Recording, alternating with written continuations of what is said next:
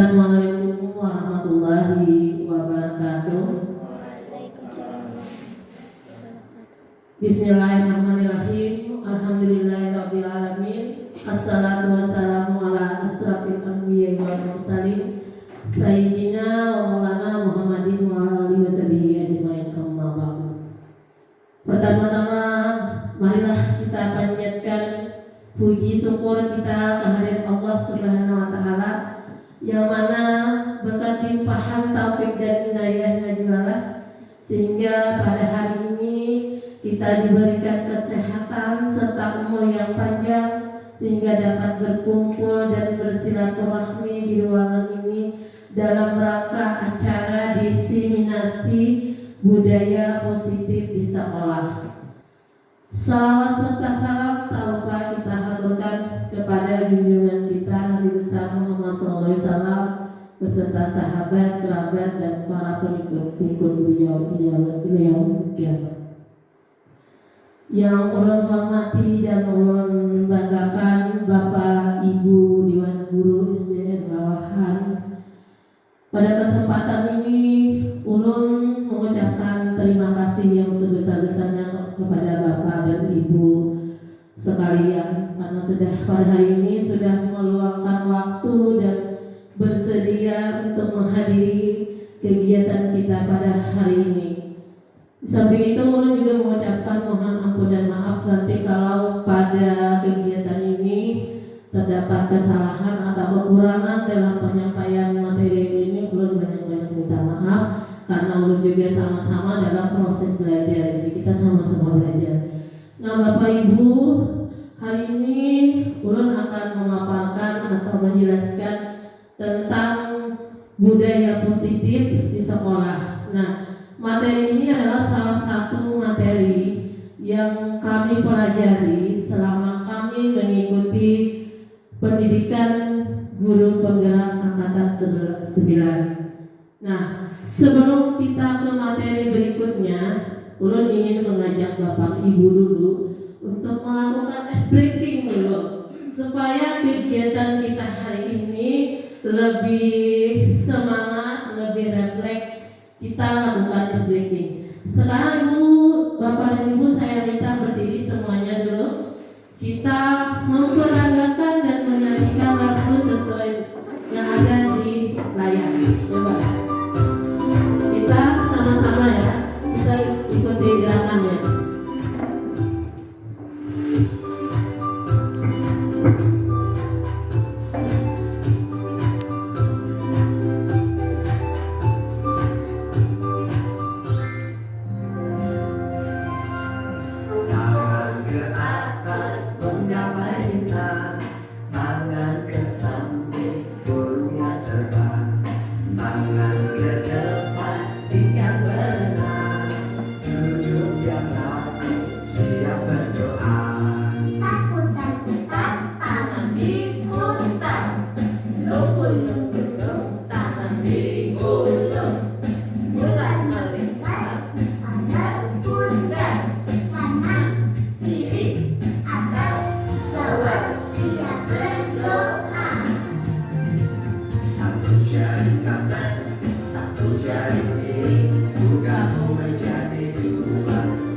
Jembatan panjang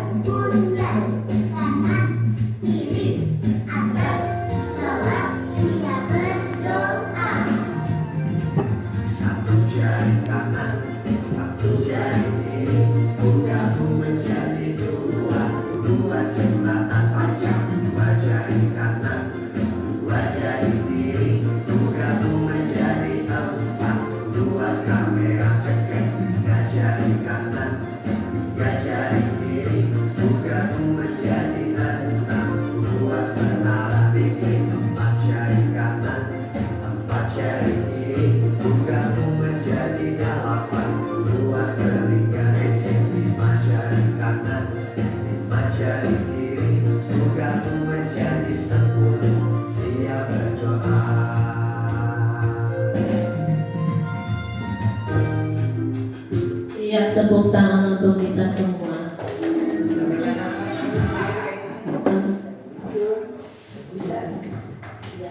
Nah, tadi kita sudah melakukan ice breaking. Bagaimana perasaannya Bapak Ibu? Senang atau tidak? Nah, kegiatan ice breaking ini dalam proses pembelajaran sangat bagus kita laksanakan. Jadi dalam sebelum kita memulai pelajaran, alangkah bagusnya di kelas itu kita adakan kegiatan ice breaking ini, boleh dalam bentuk lagu atau permainan, supaya saat belajar anak itu akan lebih semangat dan lebih fokus belajar. Nah, hari ini saya akan menjelaskan tentang materi yaitu budaya positif. Nah, sebelumnya Ulun ingin bertanya dulu kepada Bapak Ibu, kira-kira ada yang tahu tidak budaya positif itu apa? Ada yang tahu? Budaya positif itu menurut Bapak Ibu seperti apa kegiatannya di sekolah? Apa Ibu bilang? Kebiasaan yang baik. Iya, betul, kebiasaan yang baik. Yang lain Pak? Adakah lagi yang bisa menyebutkan budaya positif di sekolah itu seperti apa contohnya? Kebudayaan yang bermanfaat bagi kita semua warga sekolah. Iya. Nah, terus menurut Bapak dan Ibu, apakah menerapkan budaya positif itu penting untuk kita terapkan di sekolah? Iya, penting. Nah, pasti dengan kita menerapkan dan melaksanakan budaya positif di sekolah, pasti itu sangat penting manfaatnya bagi sekolah. Terus apakah di sekolah kita sudah tercipta budaya positif? Sudah. Salah satunya seperti apa kegiatannya kita laksanakan di sekolah? Seperti iya, bersalaman. Apalagi? Menerapkan 5S. Iya, menerapkan 5S dan berbaris di depan ke kelas. Lanjut Pak. Nah, jadi Bapak Ibu, budaya positif itu adalah perwujudan dari nilai-nilai kebajikan atau keyakinan universal yang diterapkan di sekolah. Jadi kegiatan budaya positif di sekolah ini bisa dalam bentuk kegiatan pembiasaan baik. Baik itu mencakup sikap, perilaku, tutur kata dari seluruh warga sekolah. Nah, yang namanya warga sekolah itu siapa? Nah, bisa siswa, bisa guru, bisa kepala sekolah, ataupun wali murid. Pokoknya yang ada di lingkungan sekolah. Nah, budaya positif ini sangat penting untuk kita terapkan di sekolah. Apa manfaatnya? Apa tujuannya? Nah, yang pertama adalah kita bisa melalui kegiatan penerapan budaya positif di sekolah, kita dapat menumbuhkan karakter dan budi peserta didik. Kita juga bisa meningkatkan disiplin dan rasa tanggung jawab siswa.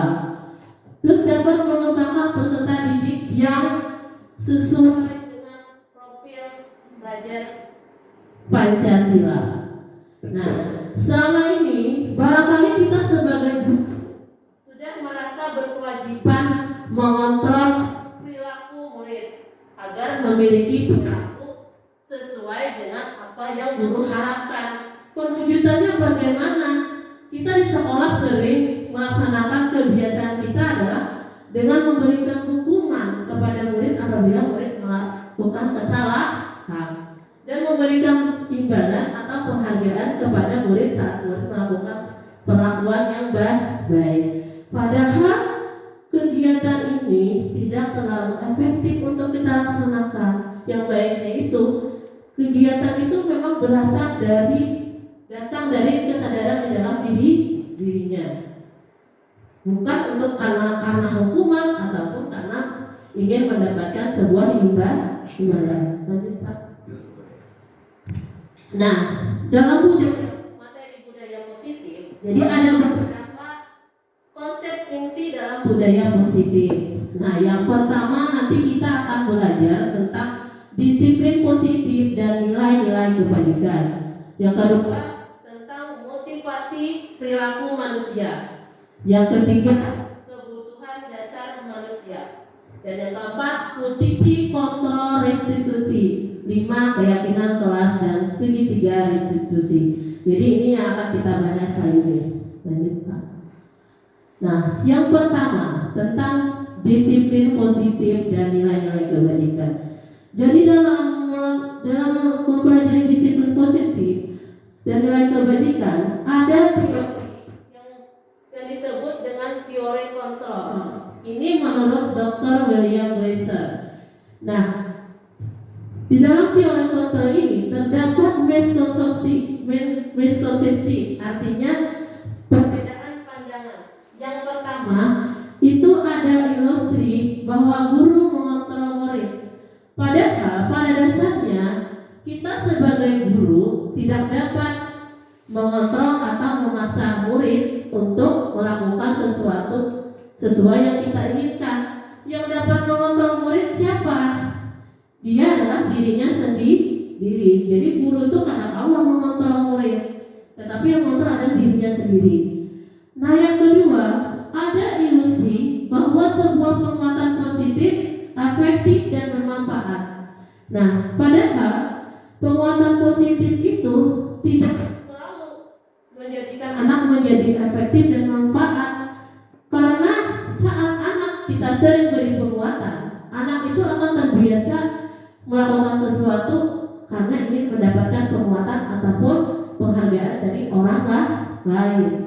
Nah, yang ketiga, ilusi bahwa kritik membuat orang bersalah dapat menguatkan karakter. Nah, ini juga terjadi miskonsepsi, yaitu bahwa dengan anak itu mendapat kritik, biasanya diri anak itu pasti dia merasa dirinya itu buruk dan itu tidak bagus juga untuk anak. Nah, yang keempat, ada ilusi bahwa orang dewasa itu memiliki hak untuk memaksa. Betul atau ada? Kita orang dewasa tidak boleh juga memaksakan kehendak kepada anak. Kalau anak kan punya perilaku itu sesuai dengan tujuannya. Jadi kita tidak mau memaksakan. Nah, di sini ada dua perbedaan antara stimulus respon dan teori kontrol. Jadi bagaimana seorang bisa berubah dari paradigma stimulus respon kepada pendekatan teori kontrol. Nah, bila kita ingin membuat kemajuan perlahan, sedikit-sedikit, nah yang kita lakukan adalah pertama, ubahlah sikap atau perilaku kita. Namun kita ingin memperbaiki cara-cara kita, maka kita perlu mengubah kerangka acuan kita. Bagaimana kita berpikir tentang manusia, ubahlah paradigma kita, skema pemahaman dan penjelasan aspek-aspek tertentu. Nah, di sini ada perbedaan antara stimulus respon dan teori kontrol. Jadi pada stimulus respon, realitas kebutuhan kita itu sama. Jadi setiap manusia itu memiliki kebutuhan yang sama. Sedangkan pada teori kontrol itu menganggap bahwa kebutuhan kita itu berbeda. Setiap orang memiliki kebutuhan yang berbeda pada sama. Nah, yang kedua, kalau di stimulus respon, semua orang melihat hal itu sama. Tapi kalau di teori kontrol,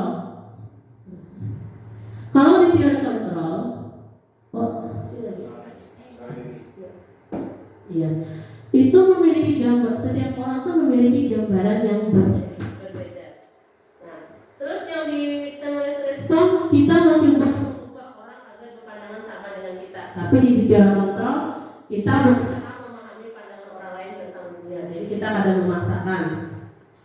Terus untuk stimulus respon, perilaku buruk dilihat sebagai suatu kesalahan. Tapi kalau di teori kontrol, semua perilaku memiliki tujuan. Nah, terus orang lain mengontrol saya. Tapi kalau di teori kontrol, hanya Anda yang bisa mengontrol diri Anda. Jadi orang lain kadang-kadang mengontrol kita, namun diri kita sendiri.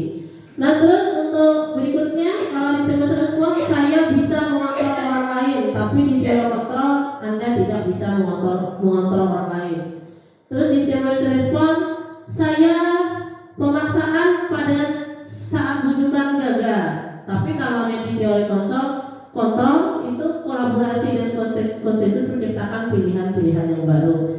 Dan yang terakhir pada stimulus respon, model berpikir menang kalah. Tapi kalau di teori kontrol itu model berpikirnya menang dan menang.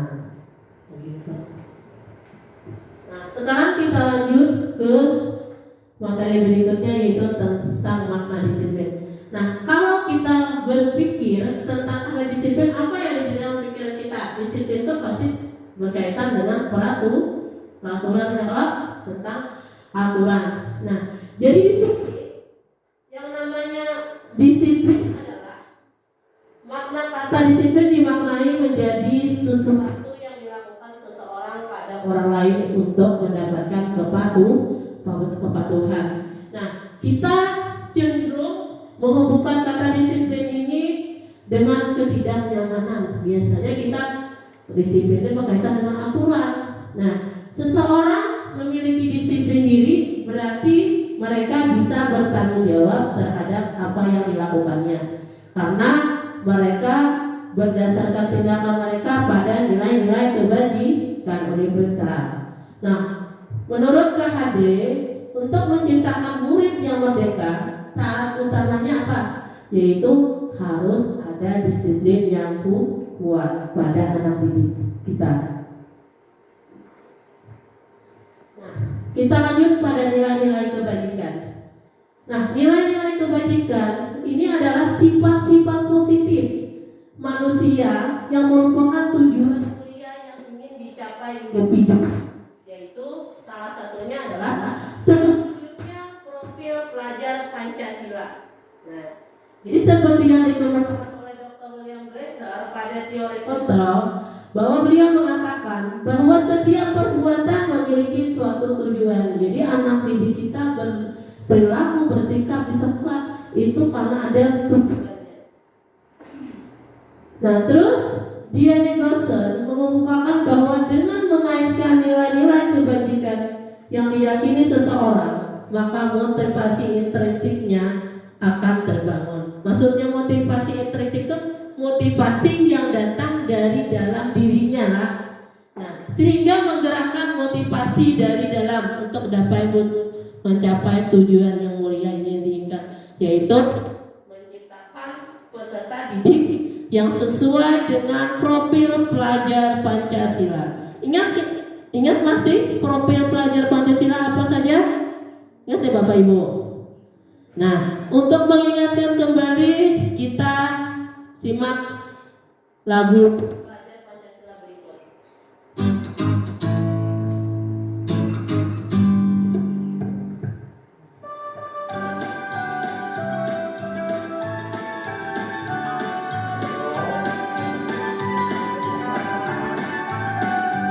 Pelajar Pancasila beriman dan bertakwa pada Tuhan yang Esa dan berakhlak mulia, berkebinekaan global, gotong royong mandiri, kreatif dan bernalar kritis.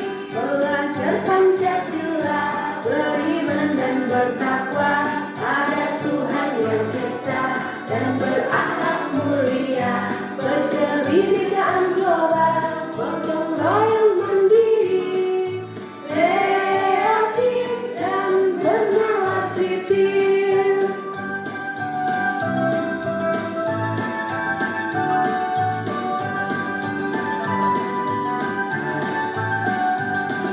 Pelajar Pancasila beriman dan bertakwa pada Tuhan yang Esa dan berakhlak mulia, berkebinekaan global, gotong royong mandiri, kreatif dan bernalar kritis. Pelajar Pancasila beriman dan bertakwa pada Tuhan yang Esa dan berakhlak mulia, berkebinekaan global, gotong royong mandiri, kreatif dan bernalar kritis. Nah, itu adalah profil pelajar Pancasila yang ingin kita wujudkan pada anak didik kita, yaitu menciptakan yang pertama manusia yang beriman dan bertakwa kepada Tuhan Yang Maha Esa dan berakhlak mulia melalui kegiatan seperti apa? Melalui kegiatan pembiasaan seperti Jumat Takwa, membaca surah-surah pendek. Terus lagi berkebinekaan global. Kita kan mempunyai budaya yang banyak melalui kebinekaan global ini. Kita diajarkan untuk bagaimana siswa kita menghargai terhadap kebudayaan yang ada. Terus gotong royong bukan hanya kita melakukan kerjasama membersihkan lingkungan saja, tapi bagaimana dia berkolaborasi, bekerja sama di dalam kelas, mandiri, kreatif, dan bernalar kritis. Nah, sekarang materi yang kedua, yaitu tentang motivasi perilaku manusia. Nah, manusia itu biasanya melakukan suatu kegiatan atau perbuatan karena ada motivasi dalam dirinya. Di sini ada 3 motivasi yang mendasari perbuatan manusia. Yang pertama itu untuk menghindari ketidaknyamanan atau hukuman. Yang kedua untuk mendapatkan imbalan atau penghargaan dari orang lain. Dan yang ketiga adalah untuk menjadi orang yang mereka inginkan atau yang menghargai diri sendiri dan nilai-nilai yang mereka percaya. Nah, dari ketiga motivasi ini, yang paling baik menurut Bapak Ibu yang mana? Nomor 1 kah, nomor 2 atau yang nomor 3 yang paling bagus? Yang mana? Apakah karena ingin menghindari hukuman kah kita berbuat itu? Apakah hanya karena ingin mendapatkan imbalan atau memang datang dari diri sendiri? Yang mana yang paling bagus? Yang ketiga. Iya, yang ketiga. Jadi kita mengharapkan apapun yang kita lakukan atau perilaku yang dilakukan oleh murid itu memang datang dari kesadaran dirinya, bukan karena dia menghindari hukuman ataupun mendapatkan imbalan. Misalnya, kalau di sekolah kita, anak didik kita datang tepat waktu, tapi karena dia merasa, karena dia motivasinya karena menghindari hukuman, maka perilaku itu mungkin akan berjalan cuma sementara karena takut dihukum, karena tidak nyaman.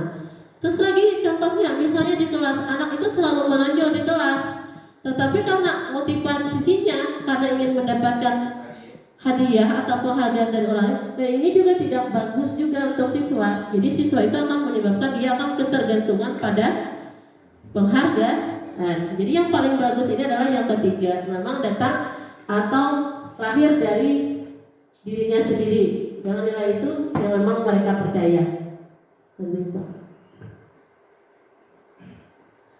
Nah, sekarang di sini ada pertanyaan.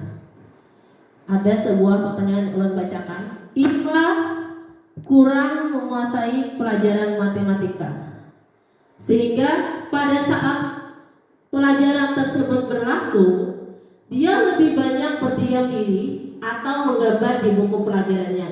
Nah, pada saat guru matematikanya Pak Seno menanyakan pertanyaan, IPA menjadi gugup dan tidak sengaja menjatuhkan tasnya dari kursi, serta tiba-tiba menjadi gagap dan pada saat berupaya menjawab.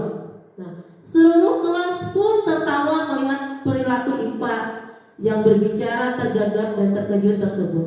Nah, Pak Seno pada saat itu membiarkan teman-teman IPA menertawakan IPA yang tergagap dan malu luar biasa, dan malahan minta IPA untuk maju ke depan dan berdiri di depan kelas sambil menunjuk hidungnya karena tidak bisa menjawab pertanyaan Pak Seno.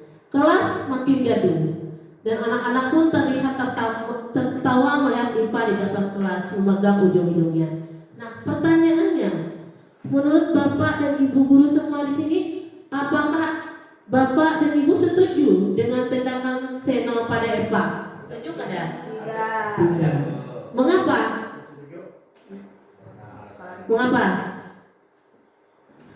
Kenapa jadi tidak setuju? Kira-kira apa? Terus menurut Anda, tindakan vaksinasi terhadap MIPA itu sebuah hukuman atau konsekuensi? Apa? Hukuman atau konsekuensi? Itu hukuman sih kayaknya. Iya. Soalnya Kalau hukuman karena dia memberikan fisik juga loh, disuruh menunjuk iya. hidung. Terus disuruh dibiarkan Evanya berdiri di depan kelas sampai ditertawakan. Nah itu termasuk hukuman. Lanjut Pak. Nah sekarang kita akan mempelajari apa itu perbedaan antara hukuman, konsekuensi, dan restitusi. Jadi ada 3 istilah dalam hukuman. Yang pertama itu hukuman. Nah biasanya kalau hukuman ini sifatnya tidak terencana dan tiba-tiba.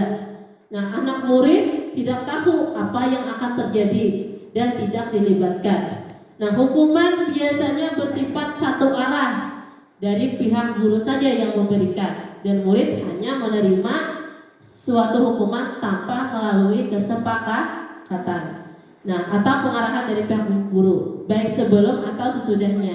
Nah, hukuman ini biasanya diberikan bisa dalam bentuk fisik maupun psikis. Psikisnya seperti apa? Dalam bentuk perkataan yang kita anggaplah perkataannya itu kasar, yang bisa menyebabkan hati anak itu merasa sakit.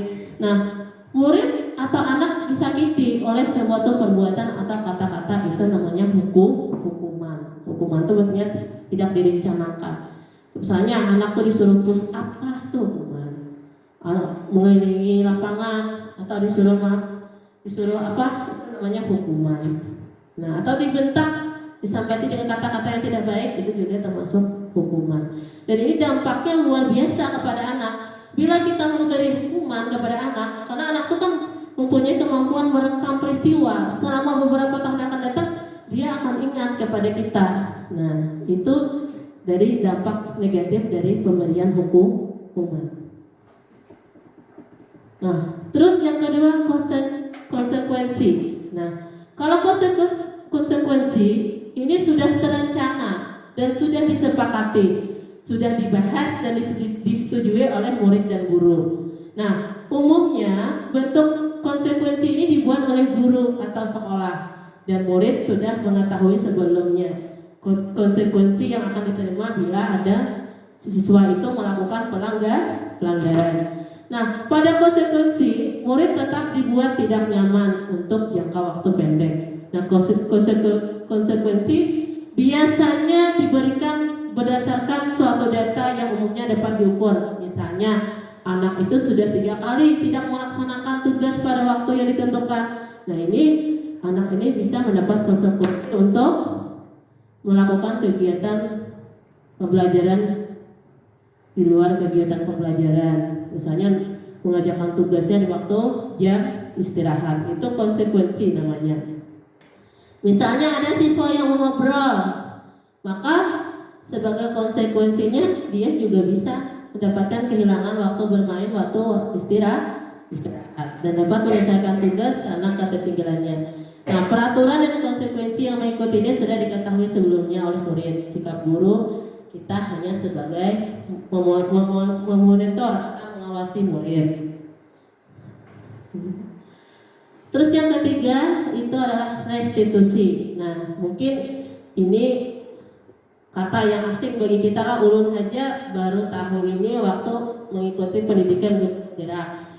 Jadi restitusi ini adalah proses menciptakan kondisi bagi murid untuk memperbaiki kesalahan mereka, sehingga mereka bisa kembali pada kelompok mereka dengan karakter yang lebih kuat. Jadi restitusi ini juga merupakan proses kolaboratif. Artinya kolaboratif itu adanya kerjasama antara guru dan siswa dalam memecahkan masalah yang dihadapi. Nah, jadi melalui kolaboratif tadi, guru bisa mengajarkan murid untuk mencari solusi untuk masalah mereka dan membantu murid berpikir tentang tentang orang seperti apa yang mereka inginkan dan bagaimana mereka harus memperlakukan orang lain. Nah, ini restitusi. Jadi ada pemecahan masalah antara guru dan siswa. Terus, nah coba kita perhatikan di sini ada tindakan. Kita coba jawab sama-sama. Menurut Bapak Ibu, untuk yang pertama mencatat 100 kali di dalam buku kalimat saya tidak akan terlambat lagi karena terlambat ke sekolah. Ini termasuk hukuman atau konsekuensi? Ayo Bapak Ibu, menurut Bapak apa? Nah, mencatat kata 100 kali saya tidak akan terlambat lagi, itu termasuk hukuman atau konsekuensi? Hukuman. Terus yang kedua, lari mengelilingi lapangan basket 2 kali karena terlambat hadir di sekolah, hukuman atau konsekuensi? Iya, hukuman. Nah, yang ketiga, murid diminta untuk push up 15 kali karena tidak menggunakan masker ke sekolah.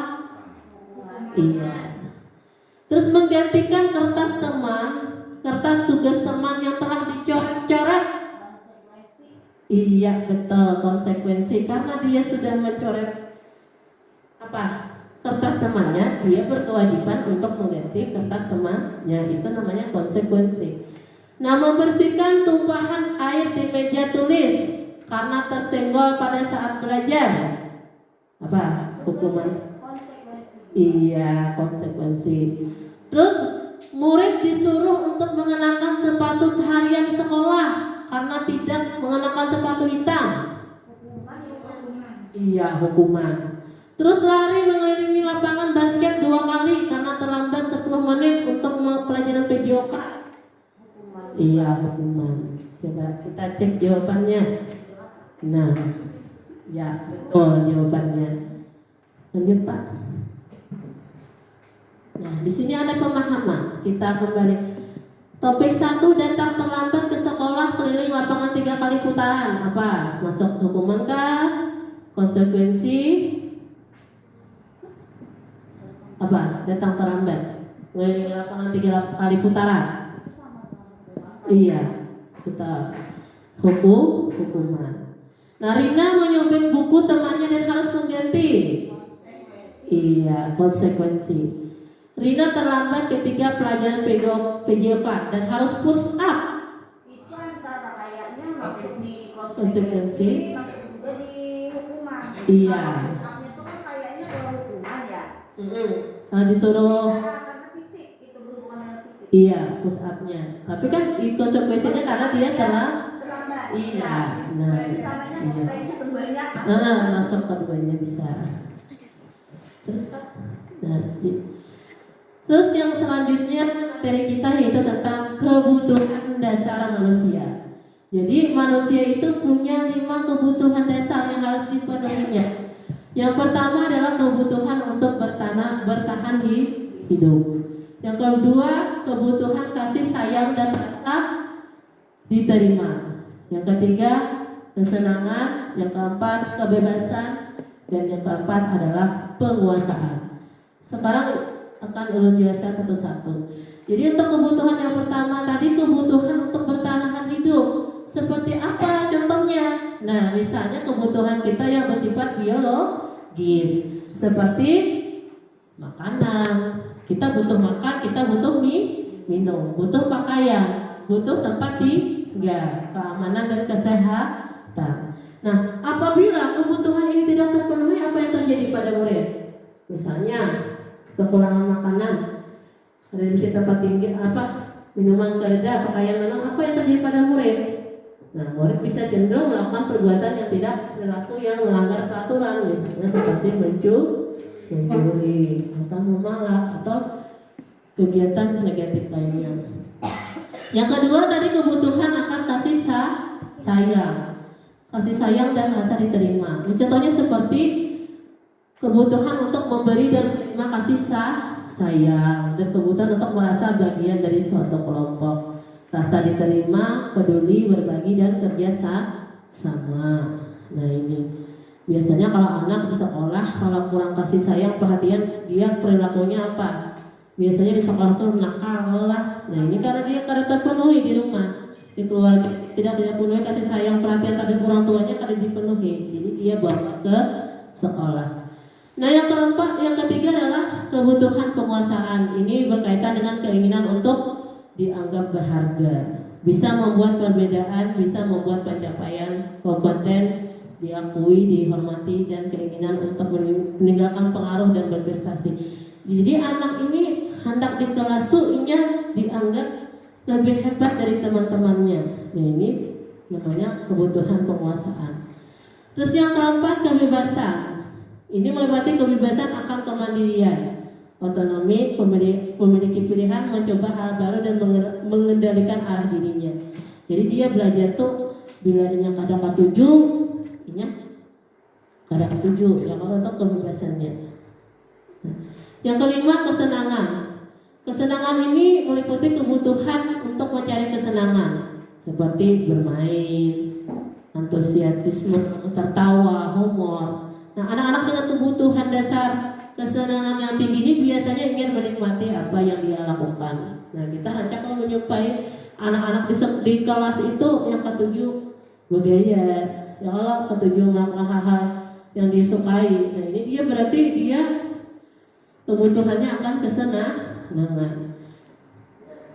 Jadi apabila kebutuhan itu tidak terpenuhi, apa yang terjadi pada anak? Ya tadi anak cenderung melakukan kegiatan atau hal-hal yang menyimpang dari nilai-nilai kebajikan atau sering melanggar peraturan yang ada di sekolah bila kebutuhan tadi tidak terpenuhi. Nah yang keempat ini adalah tentang materi 4 posisi kontrol restitusi. Jadi ada 5 posisi kontrol restitusi kita sebagai guru. Yang pertama itu adalah sebagai penghukum. Yang kedua sebagai pembuat merasa bersalah.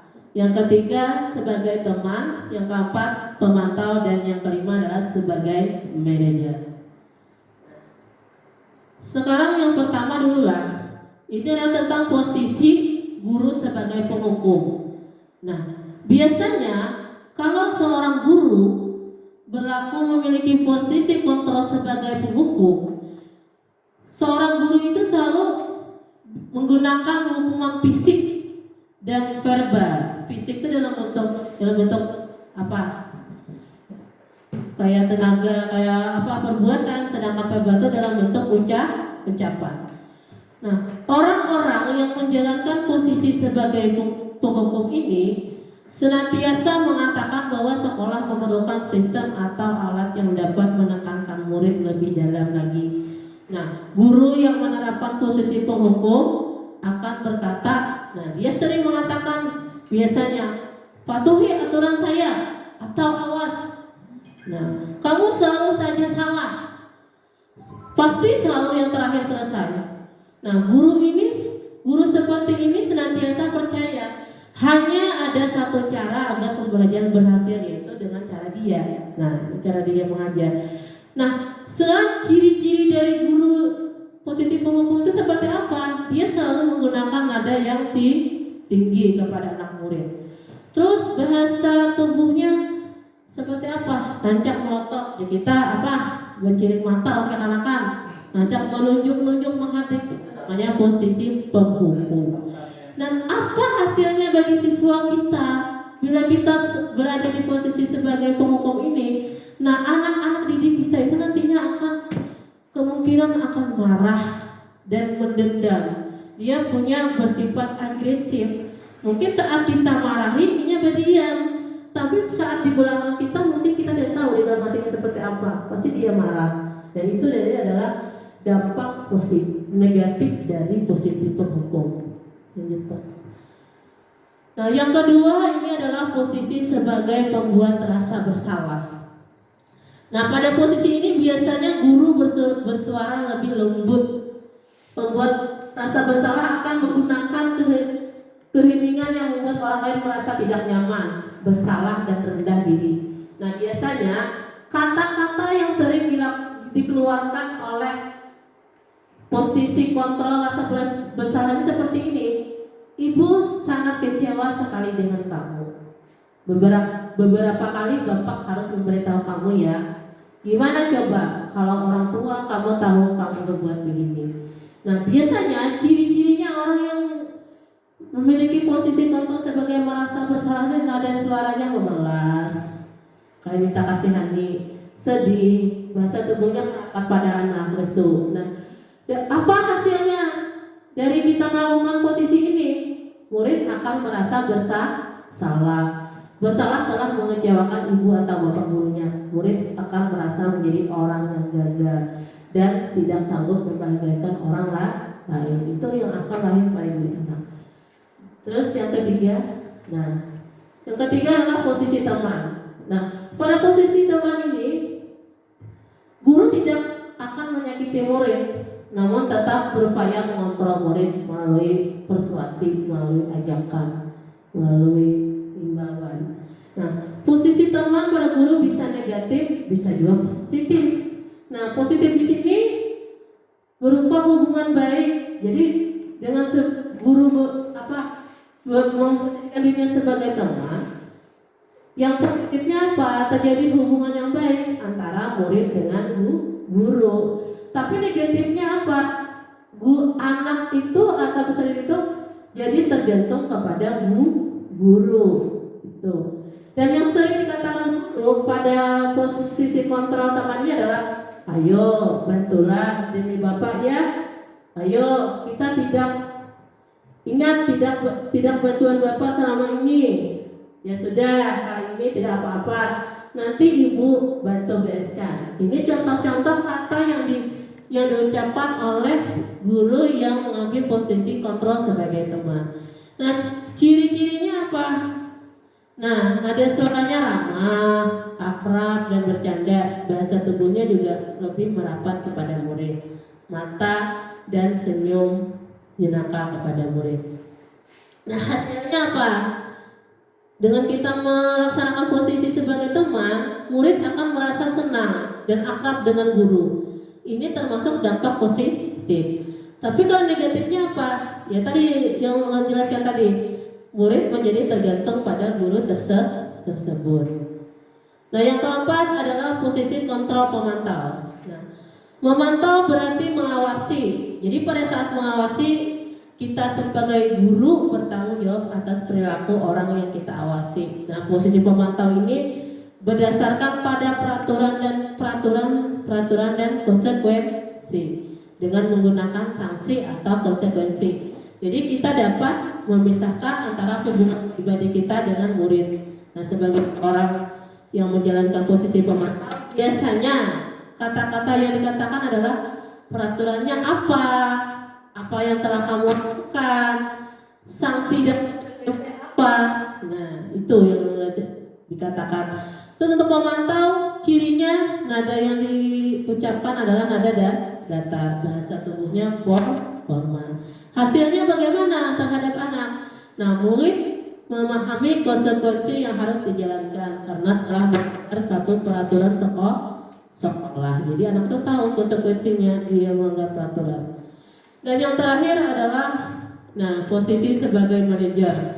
Nah, manajer ini adalah posisi di mana guru berbuat sesuatu bersama murid, mempersilahkan murid mempertanggungjawabkan perilakunya, mendukung murid dapat menemukan solusi atau permasalahannya sendiri. Murid diajak untuk menganalisis kebutuhan dirinya maupun kebutuhan orang lain. Di sini penekanan bukan pada kemampuan untuk membuat konsekuensi, namun dapat berkolaborasi dengan murid bagaimana memperbaiki kesalahan. Jadi ada upaya di sini untuk memperbaiki kesalahan dari murid tersebut. Nah, biasanya pada posisi manajer ini kata-kata yang sering diucapkan guru adalah, sini apa yang kita yakini, kita kembali kepada keyakinan ke kelas. Apakah kamu meyakininya? Jika kamu meyakininya, apakah kamu bersedia memperbaikinya? Jika kamu memperbaiki ini, hal ini menunjukkan tentang dirimu. Apa yang menunjukkan tentang dirimu? Apa rencana kamu untuk memperbaiki hal tersebut? Nah, suaranya biasanya tulus, bahasa tubuh tidak kaku dan mendekat pada murid. Nah, dari kelima posisi kontrol guru ini, menurut Bapak Ibu yang mana yang paling bagus kita terapkan sebagai guru? Mana? Kira-kira? Apakah sebagai pemukul, sebagai pembuat rasa bersalah, atau sebagai teman, atau sebagai pemantau dan manajer? Mana yang paling bagus? Benar. Iya. Nah, sekarang di sini ada contoh video tentang 5 posisi kontrol guru. Coba kita simak videonya bersama-sama.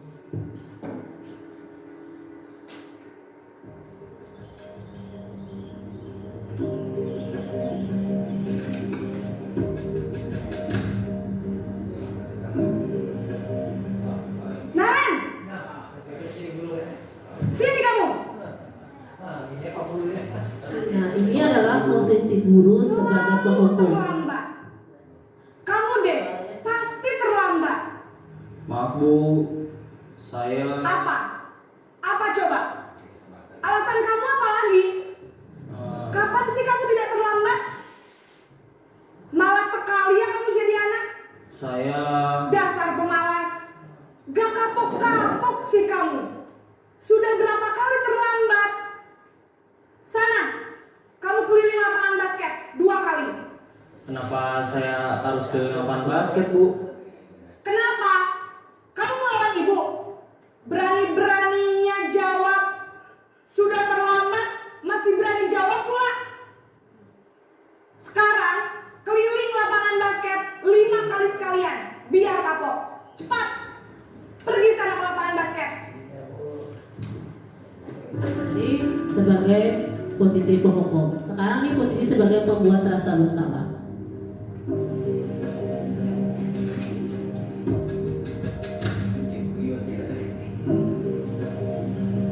Naren,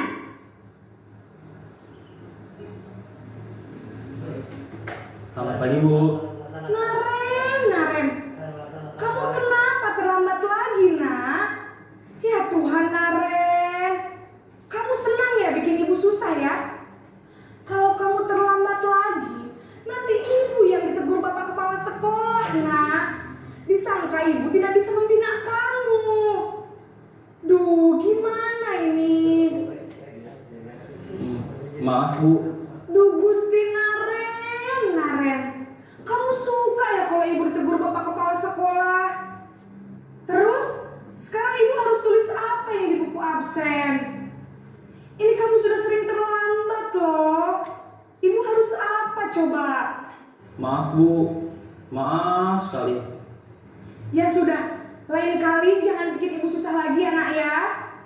Ibu tidak akan kuat lagi kalau kamu begini terus. Bisa jantungan kalau ibu ditegur bapak kepala sekolah. Sana cepat ke kelas. Maaf ya Bu, maaf sekali. Posisi pembuat rasa bersalah berbicara dengan nada tenang. Sekarang ini posisi tenang.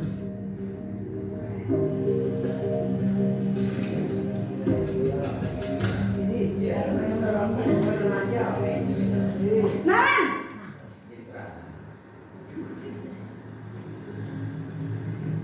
Selamat pagi Bu. wah sudah jam berapa ini nak? Terlambat lagi ya sayang. Beda. Iya Bu, habis ibu saya lupa membangunkan saya Bu. Kamu malah menyalahkan ibu kamu. Kamu bukannya anak yang larinya paling kencang. Kok terlambat sih? Iya Bu, saya memang terlambat bangun tadi.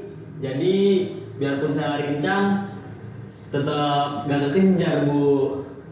Ya sudah sana. Nanti lain kali larinya lebih kencang lagi ya. Biar gak terlambat lagi.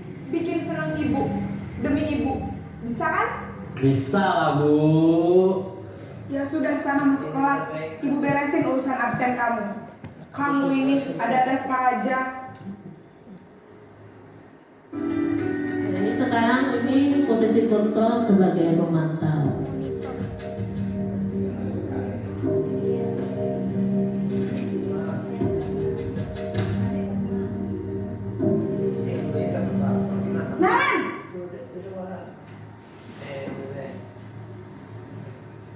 Selamat pagi, Bu. Naren, apa peraturan sekolah kita tentang jam berapa kita harus masuk sekolah, nak? Kita Mengaitkan dengan harus konsekuensi. di sekolah jam 7, Bu. Iya betul, sekarang sudah jam 7.20. Naren sudah tahu konsekuensinya jika terlambat hadir. Paham, Bu. Saya harus tinggal kelas pas jam istirahat selama 20 menit. Iya benar, konsekuensinya demikian. Jadi nanti jam 9.30 pas istirahat, kamu harus tinggal di kelas, kerjakan tugas tambahan untuk ketertinggalan kamu, ya? Baik, Bu. Nah, yang terakhir adalah posisi manajer.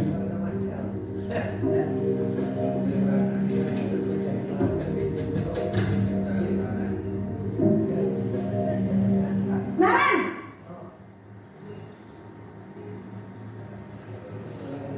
Selamat pagi, Bu. Selamat pagi Naren. Maaf, Bu. Saya terlambat. Iya, sekolah masuknya jam 7, sekarang sudah jam 7.20. Jadi sekarang bagaimana ini Naren? Maaf, Bu. Saya lupa setel alarm saya semalam. Baiklah, menurut kamu, keyakinan sekolah yang mana yang perlu kamu tingkatkan? Menghargai diri sendiri dan orang lain mungkin ya, Bu. Setuju. Jadi, apakah Naren meyakini prinsip saling menghormati tersebut? Iya, Bu. Saya meyakininya. Apakah Naren bersedia memperbaiki masalah keterlambatan ini? Bersedia, Bu. Bagaimana kamu akan perbaiki masalah keterlambatan ini? Saya akan coba untuk tidak lupa menyetel alarm saya, Bu. Baik, kalau Naren lupa menyetel alarm di rumah, ada orang yang kira-kira bisa bantu mengingatkan tidak? Ada, Bu. Kakak saya, Kak Emma. Ada lagi selain Kak Emma? Selain Kak Emma, ada ibu saya. Baik, jadi yang mengingatkan Naren adalah Kak Emma dan ibu kamu ya? Kira-kira akan mulai setel alarm kapan nih Naren? Setelah pulang sekolah, akan segera saya lakukan. Baik, jadi Naren akan setel alarm untuk bangun besok pagi dan akan diingatkan oleh kakak dan ibunda Naren ya. Ada lagi yang mungkin perlu dilakukan Naren agar tidak terlambat bangun lagi? Tidak ada, Bu. Baik Naren, terima kasih untuk kerjasama kamu. Sekarang kamu perlu kembali ke kelas untuk belajar. Baik, Bu. Terima kasih. Nah, ibu-ibu, dari video yang kita tonton tadi, kita dapat menyimpulkan bahwa dari 5 posisi kontrol tadi, yang paling baik adalah sebagai manajer. Karena di situ kita sebagai guru membantu anak untuk memecahkan masalah yang dihadapinya. Sekarang pertanyaannya ada beberapa pertanyaan. Kira-kira siapa yang mengatakan, apakah penghukum, apa pembuat rasa bersalah, teman atau manajer ataupun pemantau? Nah, saya kecewa dengan kamu. Itu biasanya di siapa yang mengatakan, posisi kontrol siapa? Saya kecewa dengan kamu. Apa pembuat rasa bersalahkah, penghukum apa? Iya, pembuat rasa bersalah. Kamu tidak pernah melakukannya. Nah, ini biasanya diucapkan oleh penghukum. Ayolah lakukan demi ibu bapak. Ini sebagai apa? Teman. Apakah kamu mau mendapatkan stiker bintang hari ini? Dapat stiker penghargaan. Siapa? Manajer. Bagaimana kamu bisa menyelesaikan masalah ini? Terus kamu selalu yang paling terakhir. Siapa? Penghukum. Coba kita cek jawabannya. Nah, ternyata yang pertama itu adalah pembuat rasa bersalah. Yang kedua penghukum, yang ketiga teman, dan yang keempat itu pemantau. Kelima manajer, dan yang terakhir adalah penghukum. Nah, sekarang yang materi kita tentang keyakinan kelas. Mengapa keyakinan kelas bukan tidak peraturan kelas saja? Nah, jadi keyakinan kelas itu adalah kesepakatan yang dibuat oleh guru dan siswa yang di dalamnya terdapat nilai-nilai kebajikan yang akan diterapkan di sekolah. Jadi keyakinan kelas ini menekankan kepada keyakinan seseorang agar lebih memotivasi seseorang dari dalam. Seseorang akan lebih tergerak dan bersemangat untuk menjalankan keyakinannya daripada hanya sekedar mengikuti serangkaian peraturan tertulis tanpa makna. Nah, di sini ada beberapa contoh keyakinan kelas yang biasanya dibuat di kelas. Di sini ada contoh keyakinan kelas 1. Nah, tapi yang sebenarnya itu ada keyakinan kelas 5 dan kelas 7. Nah, ini adalah contoh keyakinan ke kelas. Jadi keyakinan kelas itu dibuat antara guru bersama siswa. Terus Pak. Nah, sekarang materi yang terakhir yaitu tentang segitiga restitusi.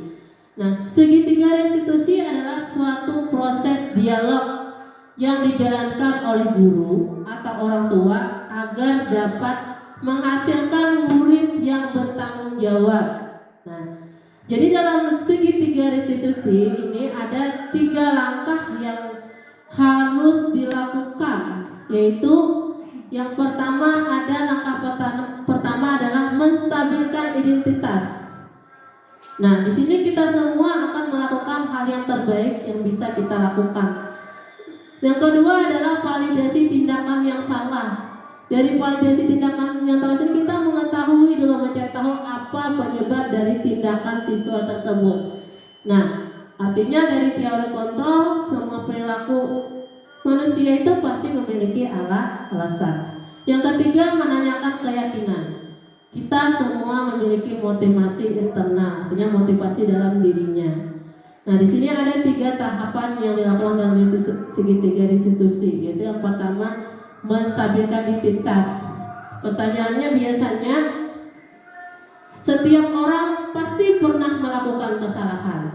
Kamu bukan satu-satunya yang pernah melakukan ini. Ini biasanya diucapkan guru pada waktu menstabilkan identitas. Nah, yang kedua pada saat validasi tindakan yang salah. Di sini biasanya pertanyaan yang ditanyakan guru adalah kamu tentu punya alasan mengapa melakukan itu. Terus adakah cara yang lebih efektif untuk mendapatkan apa yang kamu butuhkan? Nah, yang terakhir adalah menanyakan keyakinan. Di sini adalah pertanyaannya bisa kita guru menanyakan kepada murid seperti ini. Keyakinan kelas apa yang telah kita sepakati? Kamu ingin menjadi seperti apa? Nah, di sini menstabilkan identitas tadi. Nah, ini bagian dasar dari segitiga restitusi yang tujuannya untuk mengubah identitas anak dari orang yang gagal karena melakukan kesalahan menjadi orang yang sukses. Jadi anak yang melanggar peraturan karena sedang mencari perhatian adalah anak yang sedang mengalami kegagalan. Dan pada saat ini kita bisa menanyakan kepada siswa tadi, setiap orang pasti pernah melakukan kesalahan. Kamu bukan satu-satunya orang yang melakukan ini. Nah, lanjut.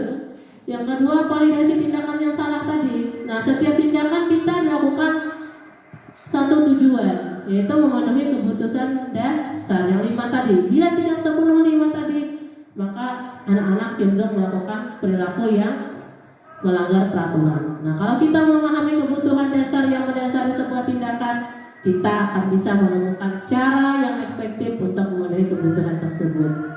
Nah, yang ketiga adalah menanyakan keyakinan. Disinilah teori kontrol menyatakan bahwa kita pada dasarnya termotivasi secara internal, jadi di dalam diri. Ketika identitas sukses telah tercapai dan tingkah laku yang telah divalidasi, maka anak tersebut akan siap untuk dihubungkan dengan nilai-nilai yang dia percaya dan berpindah menjadi orang yang diinginkan. Contohnya, pertanyaan yang biasa ditanyakan guru pada saat menanyakan keyakinan ini, keyakinan apa yang telah kita sepakati? Kamu ingin menjadi orang yang seperti apa? Nah, di sini ada contoh pelaksanaan video tentang pelaksanaan segitiga restitusi yang kemarin saya lakukan di sekolah ini. Nah, silakan kita lihat dulu.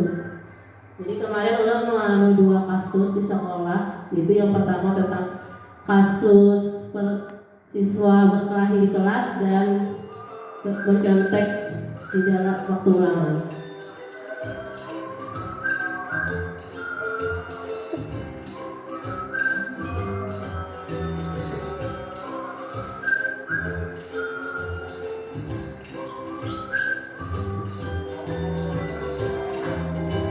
Ini kasus yang pertama, itu Husna berkelahi dengan teman sekelasnya. Ini adalah salah satu praktek segitiga restitusi yang saya lakukan di kelas.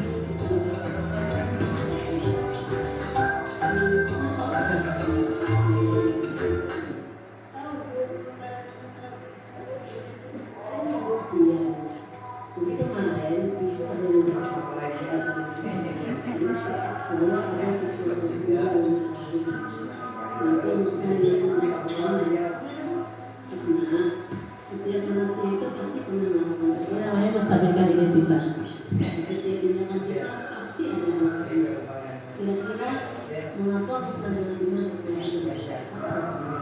Ini namanya validasi tindakan yang salah, mencari alasan kenapa jadi anak itu berkelahi.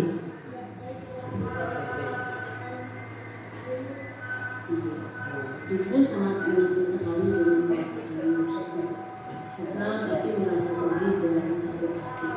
Terus apa yang harus itu terhadapnya? Ini namanya menanyakan keyakinan.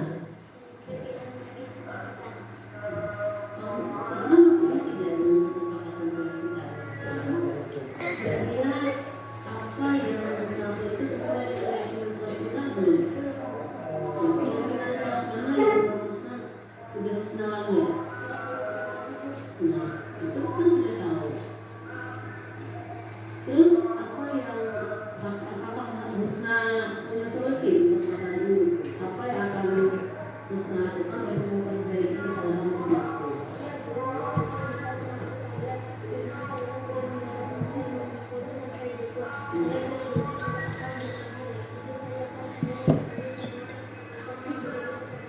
Ya, bagus. Ibu senang sekali Husna mau memperbaiki kesalahannya. Sekarang Husna boleh istirahat dan masuk kelas sendiri. Ya. Ini kasus kedua kemarin tentang Muhammad Hadan ketahuan menyontek saat ulangan harian di kelas.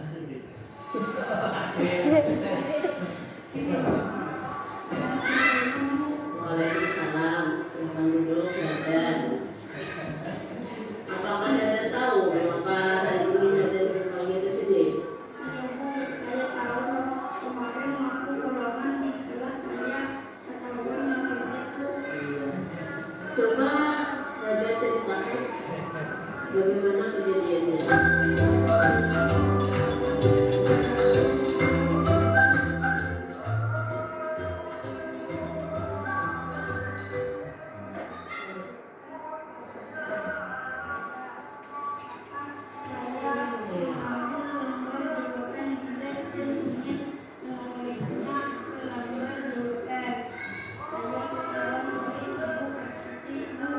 Kalau begitu, Ibu yakin setiap orang itu pasti pernah berbuat salah. Tidak ada orang itu yang sempurna. Kamu sudah baik sekali karena kamu sudah berani melakukan kesalahan yang kamu lakukan. Kenapa kamu jadi sampai menyontek Hadan? Karena pelajarannya sulit Bu, dan kebetulan kemarin saya tidak sempat belajar karena ada acara di rumah. Saya minta maaf Bu. Menurut kamu tindakan itu benar atau salah? Salah Bu, saya tidak jujur dengan mengerjakan ulangan. Untuk kedepannya nanti, apa yang akan kamu lakukan saat akan ulangan? Saya akan belajar lebih rajin setiap hari Bu. Tidak hanya saat akan menghadapi ulangan saja. Saya akan bertanya kepada guru tentang belajar yang belum saya pahami. Saya berjanji tidak akan menjadi lagi Bu. Bagus. Bapak dan Ibu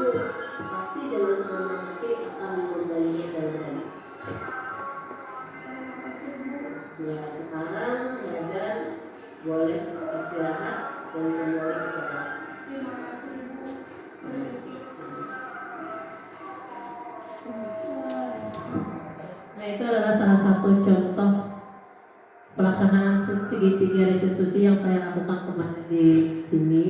Jadi untuk menyelesaikan masalah. Nah, ini materi kita sudah habis sampai sini. Jadi ulun ucapkan terima kasih kepada bapak-bapak dan ibu guru semuanya yang sudah mengikuti kegiatan kita pada hari ini. Mudah-mudahan apa yang ulun sampaikan hari ini bisa bermanfaat untuk bapak dan ibu sekalian dan bisa kita terapkan di sekolah kita. Untuk mengakhiri kegiatan hari ini, ulun ucapkan wassalamualaikum warahmatullahi wabarakatuh. Assalamualaikum warahmatullahi wabarakatuh.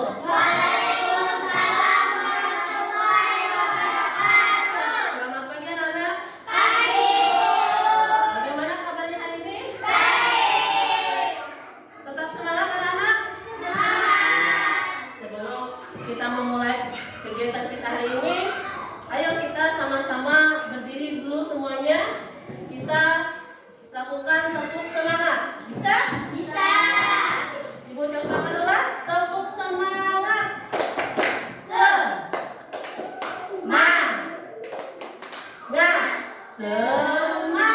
Bisa? Bisa. Coba kita berdiri dulu semuanya. Nah, tepuk semangat.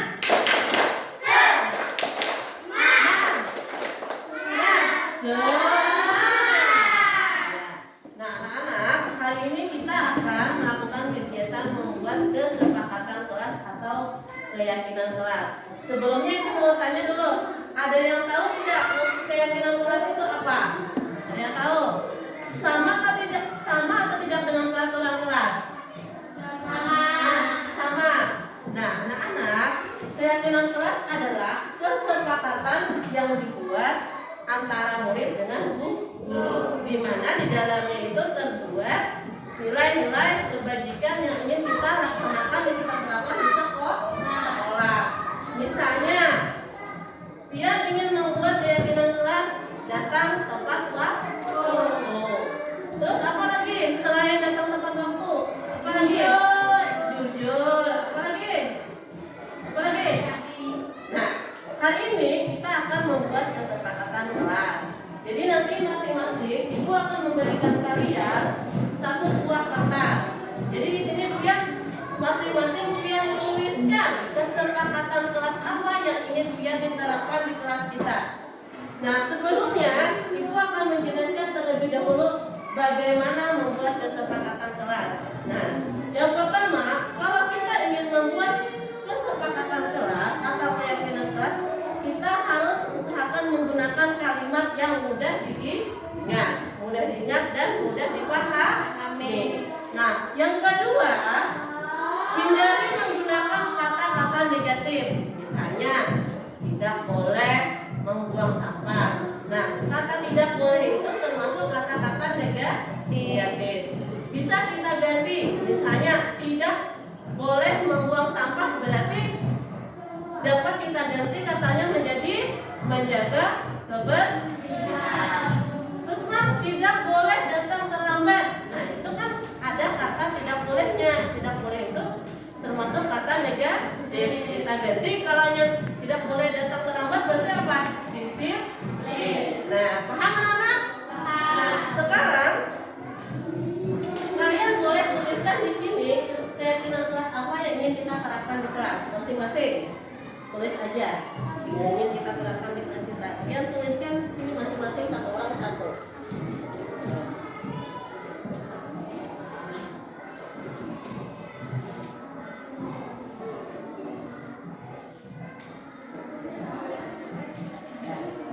Silakan.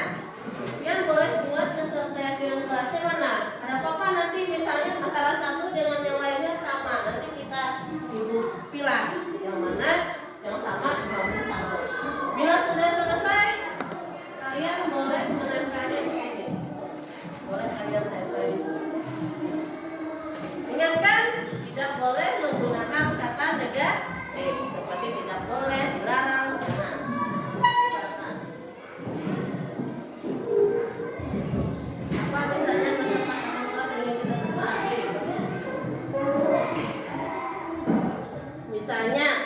mengejek, tidak boleh mengejek teman. Itu kan kata negatif, tidak boleh. Berarti bisa kita ganti dengan menghargai orang lain. Sudah? Bila sudah, silakan aja tempel di depan. Bila sudah, boleh kita tempel ke depan.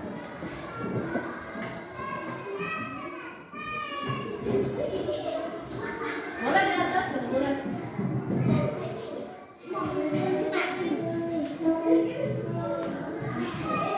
Cari yang lain, kata-katanya.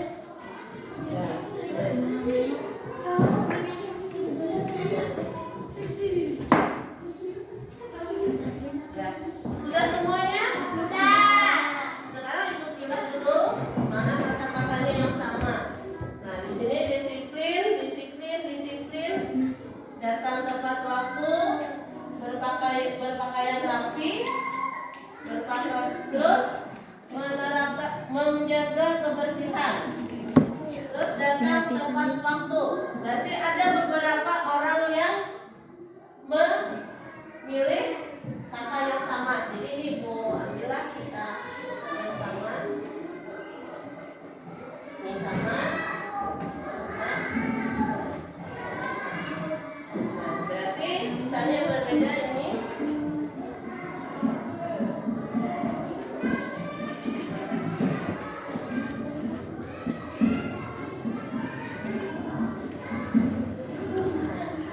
Nah, dari yang kalian tempel tadi ada beberapa yang sama, tinggal yang ini. Ibu bacakan dulu. Yang pertama, kesepakatannya menjaga kebersihan kelas. Bisa atau tidak kita laksanakan? Bisa. Terus disiplin? Bisa. Jujur? Bisa. Datang tepat waktu? Bisa. Berpakaian rapi? Bisa. Selain ini apakah ada lagi yang ingin kita tambahkan? Ada lagi lah yang ingin kita tambahkan. Apalagi selain disiplin tadi, menjaga kebersihan, datang tepat waktu, berpakaian rapi, ada yang perlu kita tambahkan? Apa? Kita tulis di sini. Coba tuliskan apa? Menghargai teman. Tulis menghargai teman. Nah, menghargai orang lain atau menghargai teman. Berarti di sini kita punya keyakinan tidak boleh bergerak. Nah, kita tambahkan di sini. Nah, berarti ada 6 kesepakatan kelas yang akan kita laksanakan di kelas kita. Nah, apakah ini sudah setuju semuanya? Sudah. Apakah sudah sepakat? Sepakat.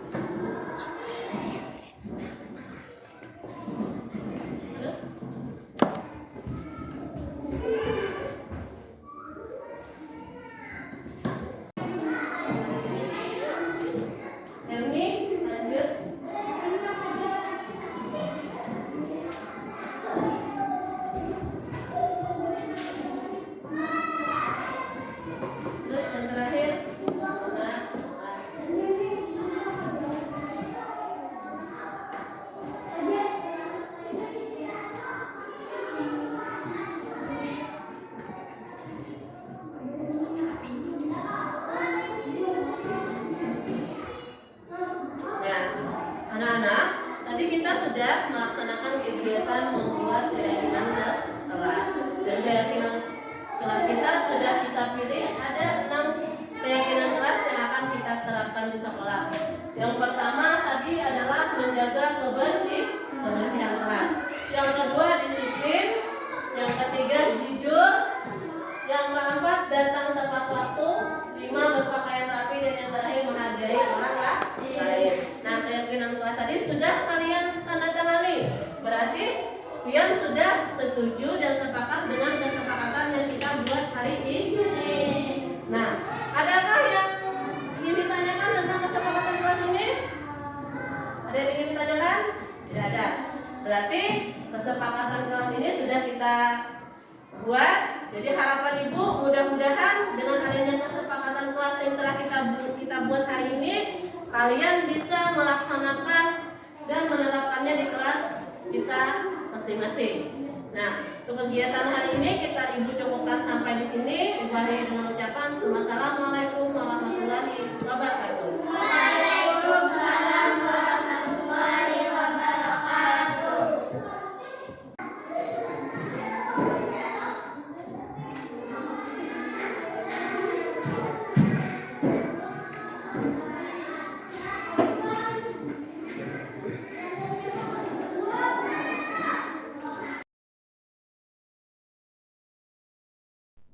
Assalamualaikum warahmatullahi wabarakatuh.